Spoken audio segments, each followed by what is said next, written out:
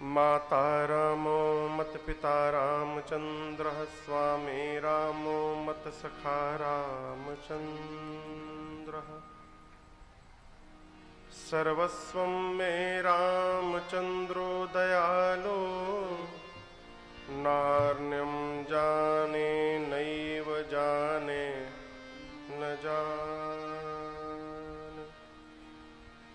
बंदों श्री तुलसी के चरण जिन कीन्हूं जग काज कलि समुद्र बूढ़त लखे प्रगट्यूं सत जहां सिय राममय सब जग जानी करऊं प्रणाम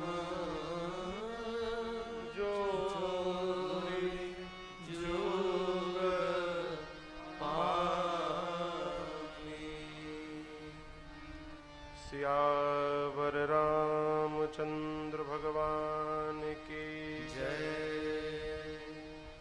बाल कृष्ण भगवान की जय।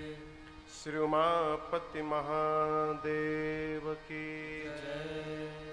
पवन सुत हनुमान की जय। पूज्यपाद गोस्वामी तुलसीदास जी महाराज की जय। ओम नमः पार्वती पतये हर हर महादेव।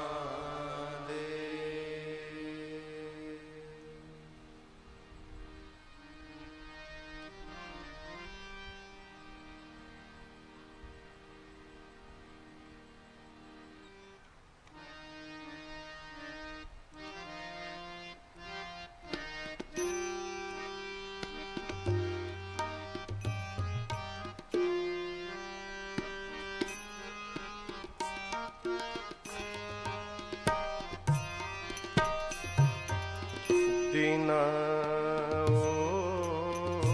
ओठी विदा अवध पति मांगा दीना ओठी विदा अवध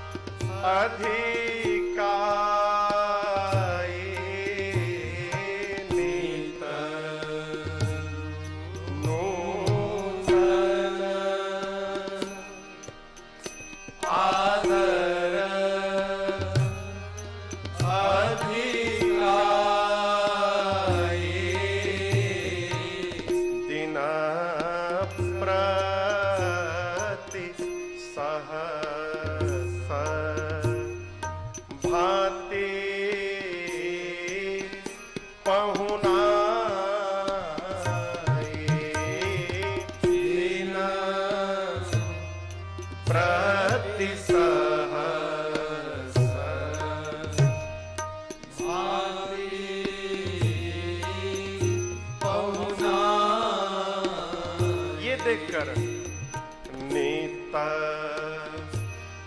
नाव नगर आनंद उछाहो नीत नाव नगर आनंद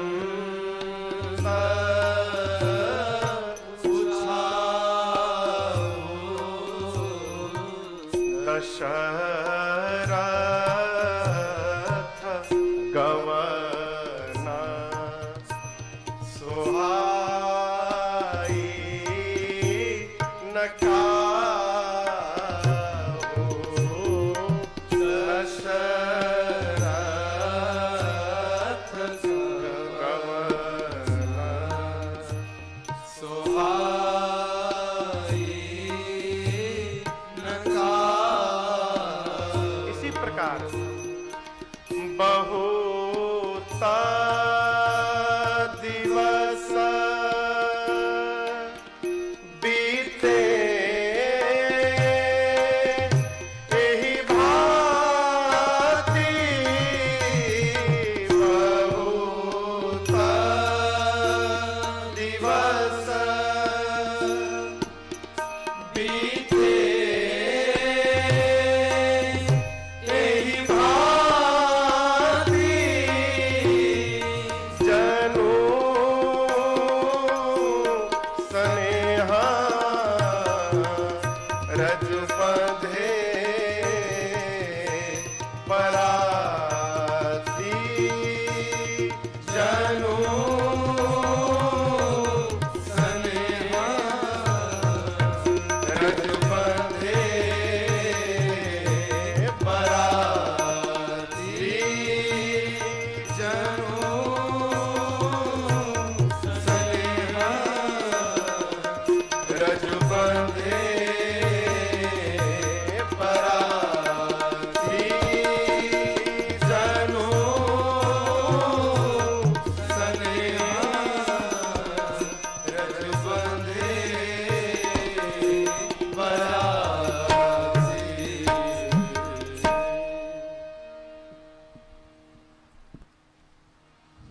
अनंतानंत कोटि ब्रह्मांड नायक अकारण करुणा वरुणालय भगवान श्री राघव जी को प्रणाम।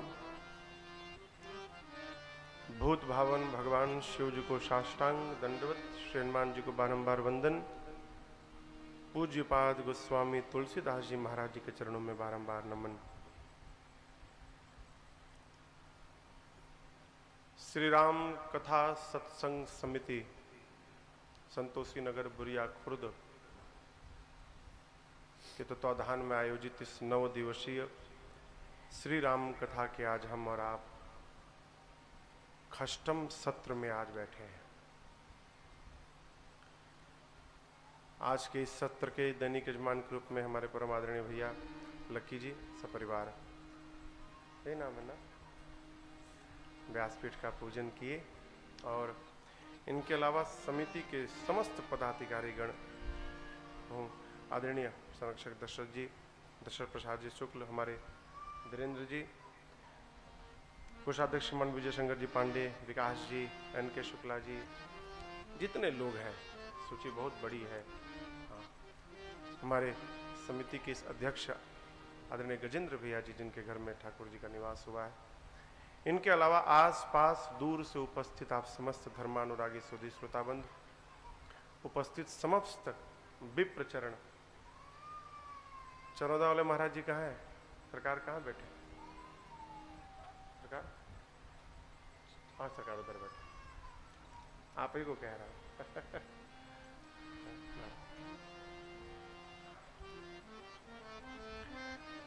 हमारे पिथौरा सांकरा से आए विजय बाबू सपरिवार, रीवा से हमारे सत्येंद्र जी परिवार सपरिवार बाल बच्चों के साथ आए हैं। कई लोग आए हैं, अभी सरसीवा से कुछ बच्चे आए हैं। हाँ, कुछ आए हैं, कुछ आ रहे हैं, कुछ आएंगे और कुछ आते आते रह जाएंगे। हमारे सड्डू से आदरणीय डुमार भैया जी हैं, हमारे शैलेश भैया,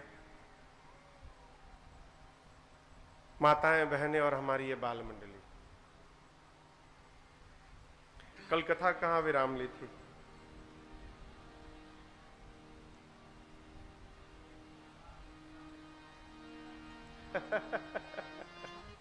याद है आपको? पहले मैं आपको बताऊं, अभी जिन चौपाइयों को हमने और आपने गाया, विवाह के बाद अगले दिन प्रातः काल दिन उठी विदा अवध पति मांगा। श्री चक्रवर्ती जी महाराज सवेरे उठने के बाद जनक जी से कहे, महाराज विवाह तो हो गया, हम तो एक ही लड़कवा के लिए बारात लाए थे, आप चारों लड़कवा का विवाह कर दिए, अब महाराज विदा करे तो हम वापस जाएं। परंतु महाराज जनक, अरे राखे जनक सहित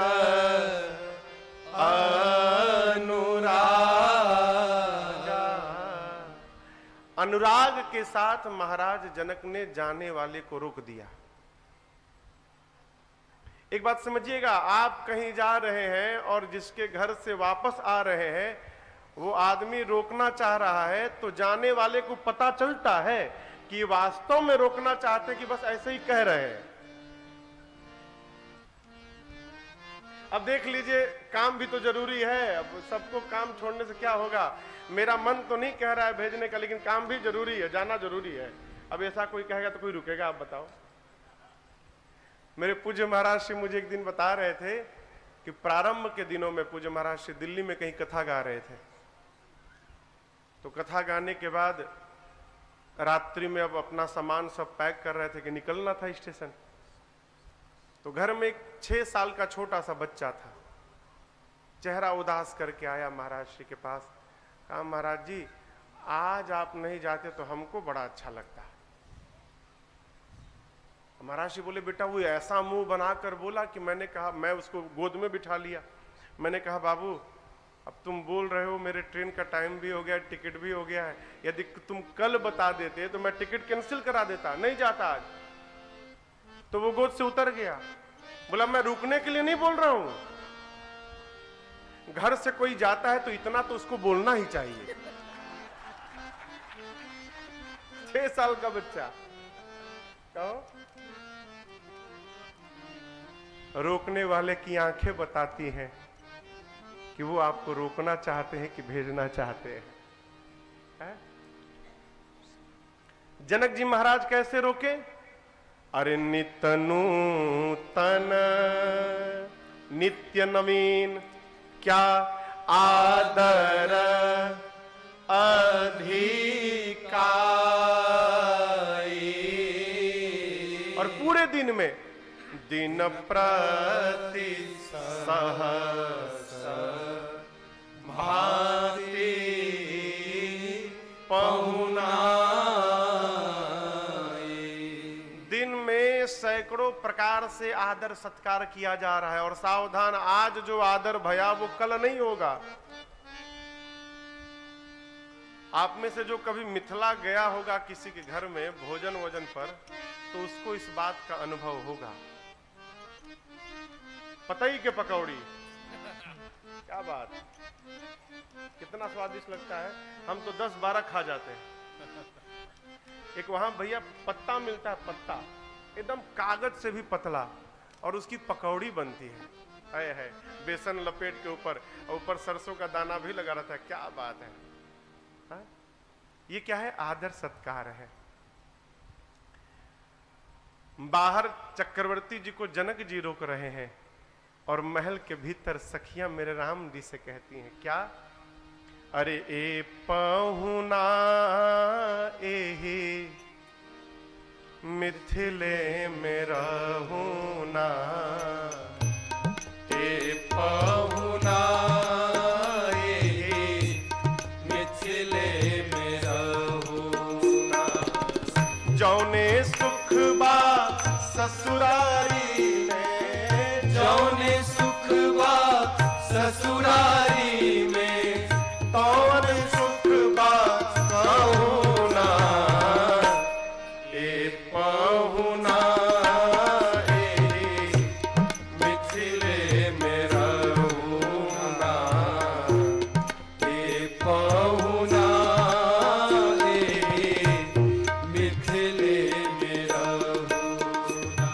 लक्ष्मण जी बोले हमारे पास घर द्वार नहीं है क्या कि हम अपना घर महल छोड़ के यहाँ रहेंगे ससुराल में? लाभ बताओगी तब रुकेंगे। सखियों ने कहा लाभ आपका नहीं, सबसे बड़ा लाभ तो आपके भैया का है। भाग्य मनाइए मिथिला मिल गई कि इनका विवाह हो गया, नहीं तो ऐसे चेहरे पर कहीं विवाह होगा? कोई इतना काला कलूटा दूल्हा अपने घर में लाएगा? मिथिला था कि विवाह हो गया। इनका लाभ बताएं। यदि राम जी रुक गए फिर रोज सवेरे उबटन मल के इतर से नहवाए बहो।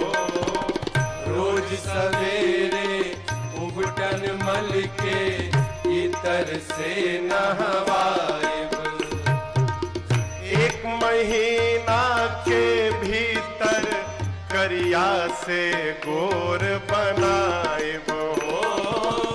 एक महीना के भीतर करिया से गोर बनाए। सत्य में झूठ कहत ना बानी तनिको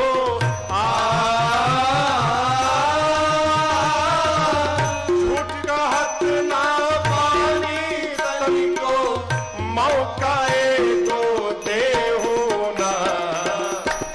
ए पहुना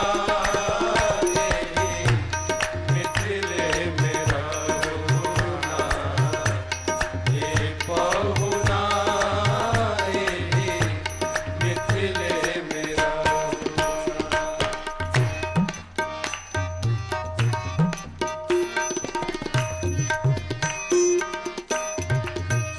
लक्ष्मण जी बोले ये भैया का लाभ, हमारा लाभ? हम रुकेंगे तो मेरा क्या लाभ है? बोले आपके लिए भी लाभ है। नित्य नवीन मन भावन व्यंजन पर सब कंचन थाली हो। नित्य नवीन मन भावन व्यंजन पर सब कंचन थाली। स्वाद भूख बढ़ी जाई सुनी साली सरहज के गारी हो। स्वाद भूख बढ़ जाई सुनी साली सरहज के गारी। बार बार हम करब निहोरा। बार बार हम करब निहोरा और कुछ ले होना। ए पहुना मिथिले मेरा होना। ए पहुना मिथिले मेरा होना। राम जी लक्ष्मण जी का लाभ हो गया। भरत जी बोले दोनों भैया का हो गया, हम दो भाई हम ऐसे रह जाएं? हम बिना लाभ के रहेंगे? नहीं, आपका भी लाभ है। मिथिला की नदी का नाम है कमला, बिमला और धेनुमती, दूधमती नाम है। सखियां कहती आप दोनों भाई को कमला बिमला दूधमती में झिझरी रोज खिलाए हो। कमला बिमला दूधमती में झिझरी रोज खिलाए। झिझरी समझते हैं? झिझरी मिथिला में रात्रि के समय नाव के ऊपर लालटेन रख के भोजन की सामग्री रख के ढोलक झाल हारमोनिया रख के और लोग रात में निकल जाते हैं। पूरी रात नाव चलती रहती है, लोग भजन कीर्तन गाते रहते, आनंद मनाते रहते, उसको झिझरी कहते हैं। कमला बिमला दूधमती में झिझरी रोज खिलाए हो। कमला बिमला दूधमती में झिझरी रोज खिलाए। और सावन में कजरी गा गा के झूला रोज झूलाए हो। सावन में कजरी गा गा के झूला रोज झूलाए। पवन देव से करब चिरौरी।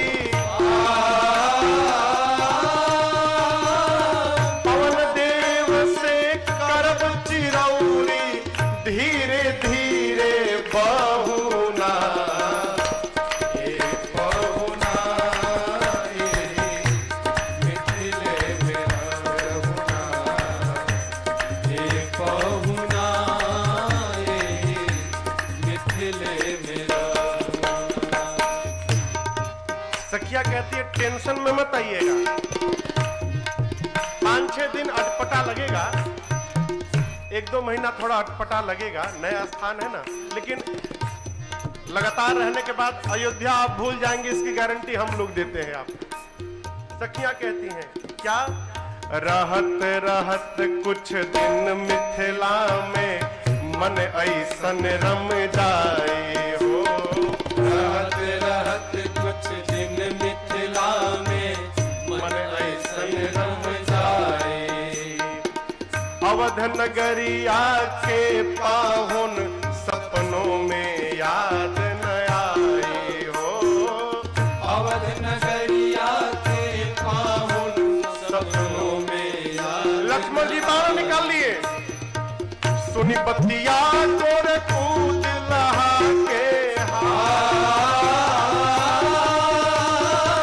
सुनी बतिया तोर कूद लहा के, टेढ़ी होई जाए बहुना। ये बहुना मिथिले में रहुना, ये बहुना मिथिले में रहुना।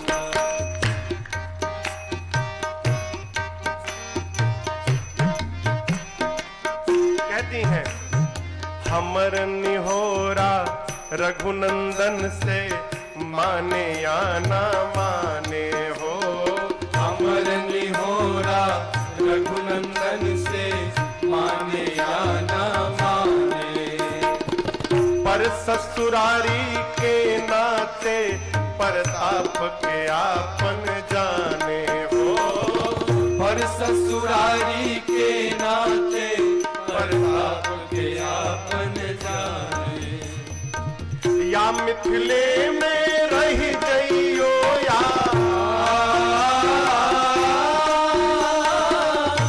मिथिले में रही जइयो या संग अपने रख ले होना। ये बहुना मिथिले में रहुना, ये बहुना मिथिले में रहुना। जो आनंद विदेह नगर में, जो आनंद विदेह नगर में, देह नगर में कहो ना। ये बहुना मिथिले में रहुना, ये बहुना मिथिले में रहुना, ये बहुना मिथिले में रहुना। अरे ए पहुना ये मिथिले। में रहुना। आप बताओ इतने प्रेम से कोई रुकेगा रोकेगा तो जाने का मन करतेगा किसी का है? सखियां कहती हैं हमको मिथिला को नहीं छोड़ना है, मिथिला नहीं छोड़ना है। कहती हैं बार बार राम जी से, प्रभु कहते कि अरे हमको क्यों रोकती हो, मेरे साथ चल चलो। यदि किशोरी जी के साथ ही रहना तो हमरे साथ चल चलो। बोले ना, अपनी किशोरी जी के अरे चरण दबई बेरे मिथिले में रही वे। अपनी किशोरी जी के रोज चरण दबई बेरे मिथिले में रही वे। क्यों? मिथिले में मोरा चारों धाम, मिथिले में रही वे। सखियां कहती हम मिथिला का त्याग नहीं करेंगे। मिथिला की धरती के बारे में आपको बताऊं, राम जी को धारण करने के लिए मां की कोख मिल गई, कौशल्या जी का कोख, लेकिन धरती पर ऐसा कोई कोख नहीं बना जो मेरी किशोरी जी को धारण कर ले। तब जाकर मिथिला की धरती ने मेरी मां को धारण किया। जिस धरा में मेरी मां का जन्म हुआ हो, क्या अद्भुत लीला उस धरा की।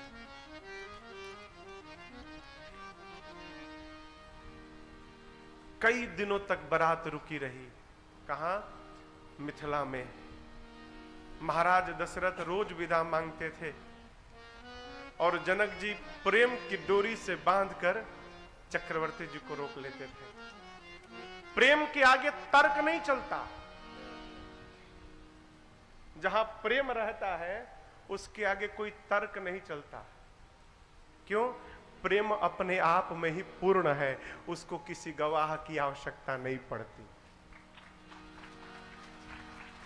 सत्य व्यक्ति को याद रखिएगा, सत्य ईमानदार सत्य व्यक्ति को जीवन में कभी भी किसी गवाह की और साक्ष्य की आवश्यकता नहीं पड़ती। क्षमा करिएगा, झूठा आदमी कसम बहुत खाता है।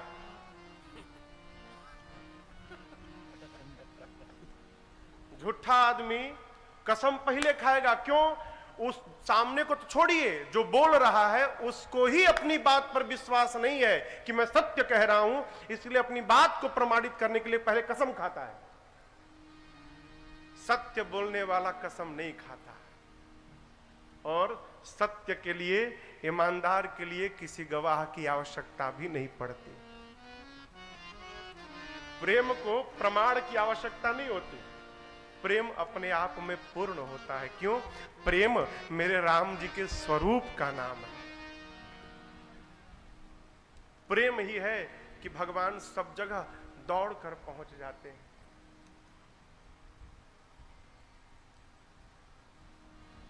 एक हम आपको छंद सुनाते हैं।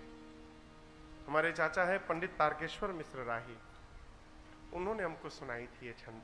कथा में कभी कभी स्मरण में आता है तो हम लोग सुनाते हैं। प्रेम के आप दृश्य देखिए।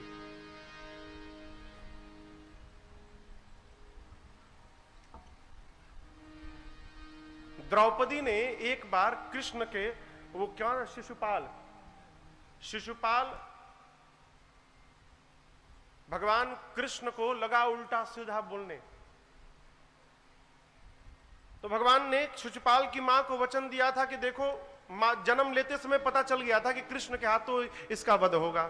मां रोने लगी। कृष्ण ने कहा कि देखो, मैं 100 अपराध इसका माफ करूंगा, लेकिन 100 के बाद 101 होगा, फिर मैं नहीं माफ करूंगा। कृष्ण को लगा अब शब्द सुनाने। भगवान मुस्कुराते रहे और जैसे 100 पूर्ण भया, कृष्ण ने रोका, सावधान, अब आगे मत बोलना। जैसे अगला शब्द कहा, सुदर्शन चक्र निकला और समाप्त कर दिया। उस समय कृष्ण की उंगलियां कट गई। तो द्रौपदी ने अपने साड़ी में से, कोर में से फाड़ के और उस कपड़े से कृष्ण के उंगलियों के घाव को भर दिया। एक बात मैं आपको कहूं, मेरे पूज्य महाराज श्री गुरुदेव भगवान कहा करते हैं, महाराज जी भी कहा करते हैं, क्या जीवन में, इस बात को ठीक से समझिएगा, जीवन में एक बार कोई उपकार कर दे, उसके बाद हजारों बार अपकार करे, उसके बाद भी उसके उपकार का विस्मरण नहीं होना चाहिए। एक बार कोई हमारा हित कर दे, उसके बाद कितना भी नुकसान करे, उसके हित को नहीं भुलाना चाहिए। कृष्ण रोज देखते थे उस चोट को। घाव तो ठीक हो गया, उंगलियों पर निशान पड़ा था। कहते थे, बहन तेरा कर्ज चढ़ा है मेरे ऊपर।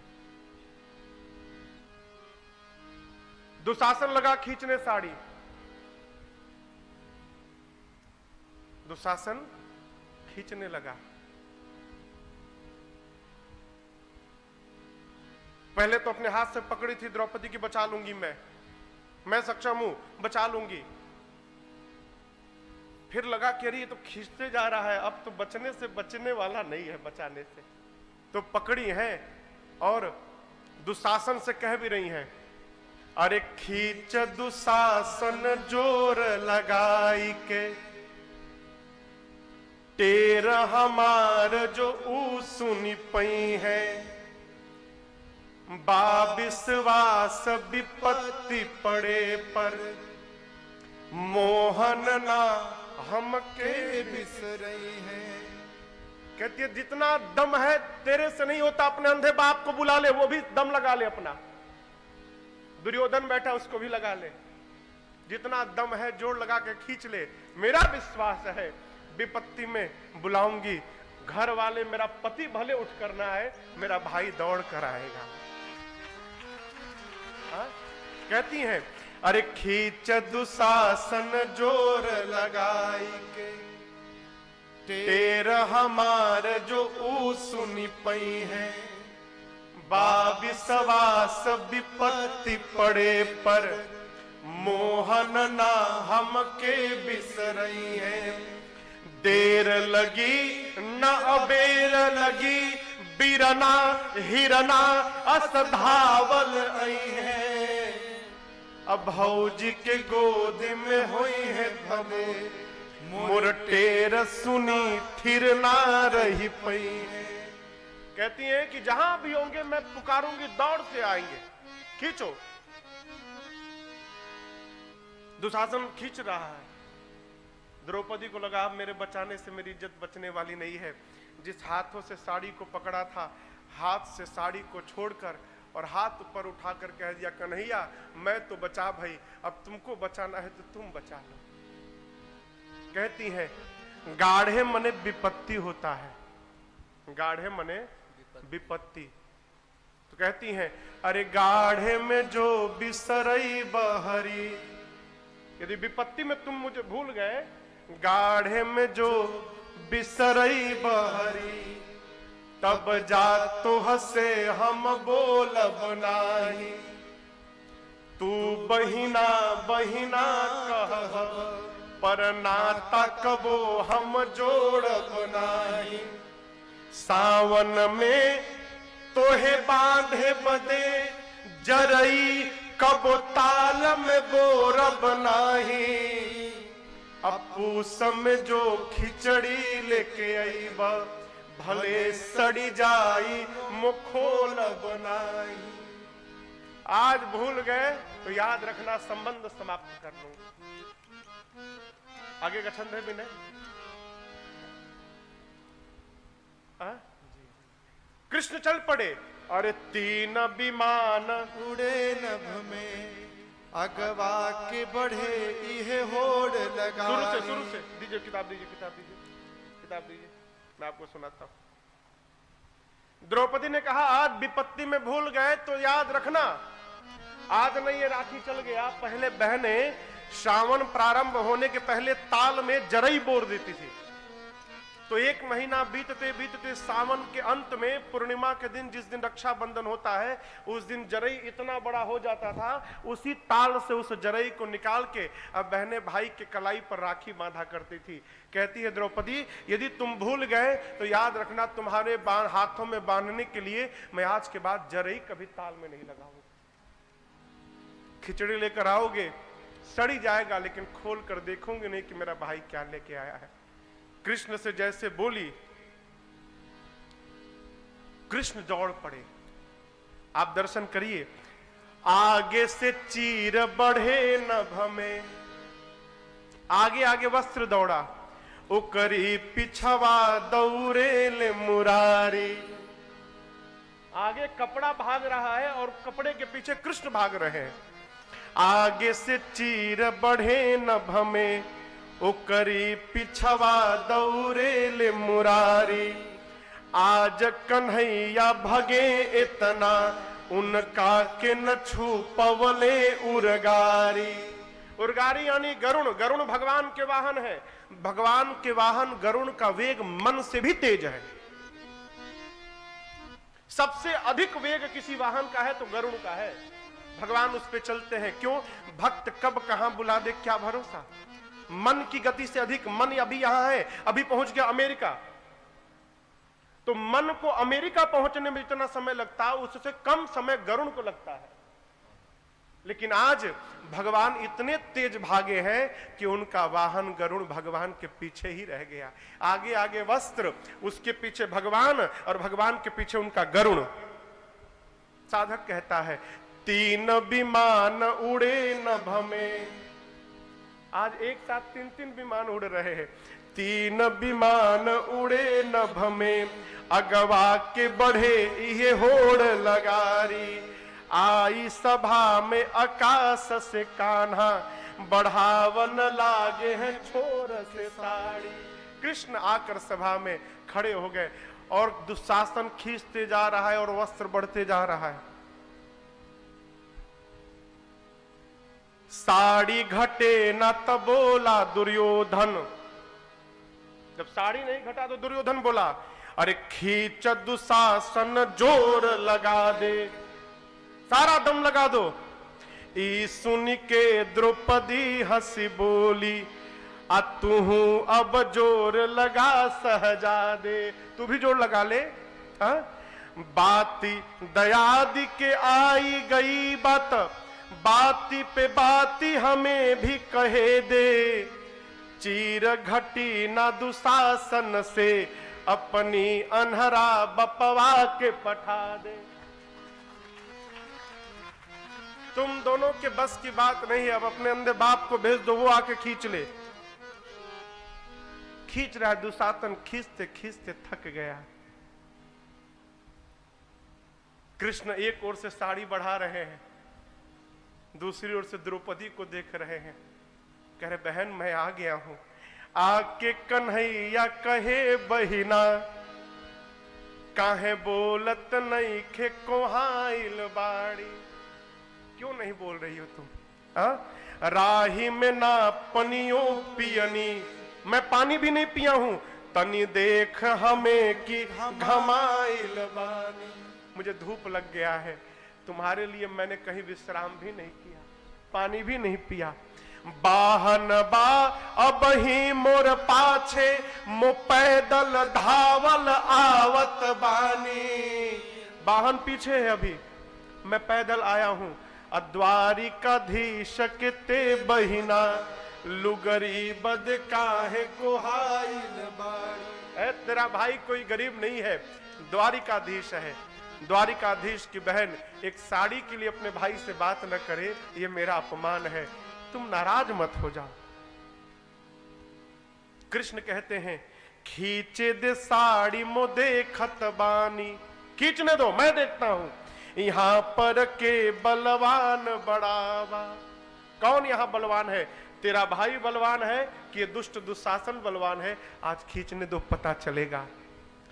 कि बहिना के गुहार पे भाई भी आके सभा बिचवा में खड़ा भा।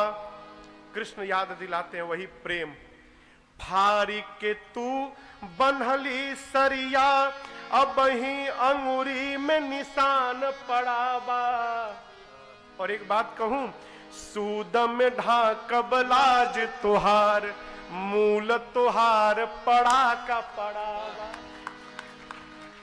कहते तुमने जो साड़ी फाड़ कर अपने भाई के उंगलियों पर बांधा, उस उपकार का जो ब्याज है, उस ब्याज में ही मैं तुम्हारी लज्जा बचा दूंगा। तुम्हारा कर्ज भाई के ऊपर जीवन भर बना रहेगा, वो कर्ज उतरने वाला नहीं है। ये क्या है? प्रेम है। प्रेम को प्रमाण की आवश्यकता नहीं होती, प्रेम को साक्ष्य की आवश्यकता नहीं होती। क्यों? प्रेम अपने आप में पूर्ण है। जनक जी महाराज प्रेम देकर चक्रवर्ती जी को पूरे बारात के साथ रोके हैं। एक दिन सतानंद जी, गुरुदेव भगवान वशिष्ठ जी और विश्वामित्र जी जाकर महाराज जनक से कहे, महाराज बहुत हो गया, अब आप चक्रवर्ती जी को यहां से विदा करिए। जनक जी मंत्रियों को बुलाकर कहें कि जाकर निवास में सूचना दीजिए कि बेटियों को विदा करने की तैयारी प्रारंभ करें। क्यों? अवधनाथ चाहत चलन, भीतर करहु जना। भीतर जाकर बताइए कि अयोध्यानाथ महाराज दशरथ अब जाना चाहते हैं, तैयारी हो।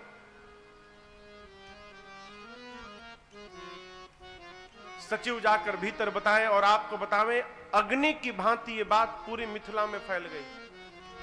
अग्नि की भांति लोग सुने कि दशरथ जी चले जाएंगे, है इसका मतलब राम भी चले जाएंगे, और राम चले जाएंगे तो किशोरी भी चली जाएगी, है। लोग घरों से बाहर निकल के भागने लगे। जो मिलता है उससे रोक के पूछते हैं, क्या क्या सत्य में महाराज जा रहे हैं? उसने कहा, मैंने भी सुना है। सूचना मिलने के बाद आपको बतावें, प्रातः काल सूर्योदय के समय कमल का पुष्प जो खिलता है और सूर्यास्त के बाद जैसे कुम्हिला जाता है, लोगों के चेहरे उतर गए। जल से निकलने के बाद जैसे मछली तड़पने लगे, छटपटाने लगे, लोग एक दूसरे को पकड़ के रोने लगे। इधर जनक जी महाराज ने बारात के लिए दिव्य व्यवस्था बनाई। आते समय बारात जहां जहां रुकी थी, आपको बतावें, अयोध्या से निकल के मिथिला जाने में बारात को कुल 4 दिन का समय लगा था, और 4 दिन बारात जहां जहां रुकी थी उन सभी स्थानों पे बारात की वापसी के लिए जनक जी महाराज ने दिव्य व्यवस्था कराई। कहारों से भर भर कर रहने की व्यवस्था, स्नान की व्यवस्था, भोजन की व्यवस्था, सोने की व्यवस्था, पूरी व्यवस्था अयोध्या तक की व्यवस्था कराई। यहां पर जनक जी महाराज ने इतना दहेज दिया जिसकी आप कल्पना नहीं कर सकते। 25,000 रथ दिए। किसको? दशरथ जी को। कितना दिया? 25,000 रथ दिए। उन 25,000 रथों में बांधने के लिए 1 लाख घोड़ों को दिया। 10,000 ऐसे हाथियों को दिया जिनको देखने के बाद दिस्कुंजर दिग्पाल लज्जित हो जाए। नख से सिर तक सुसज्जित हाथी। इसके अलावा कहारों से भर भर कर स्वर्ण अशर्फियों को, मणियों को, नाना प्रकार के आभूषणों को, वस्त्रों को, अलंकारों को, गौ माताओं को, महिषियों को। बाबा कहते हैं जनक जी ने इतना दहेज दिया चक्रवर्ती जी को जिसका बोलने में नहीं आ सकता है, वर्णनातीत है, वर्णन से परे है।